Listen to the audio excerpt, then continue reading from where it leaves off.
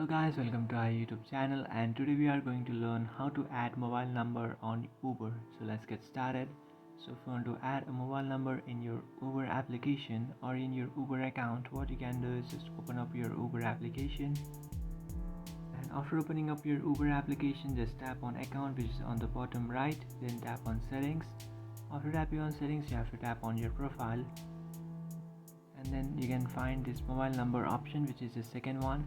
Just tap on that, and after tapping on that, now you can enter your mobile number. So just simply enter your mobile number,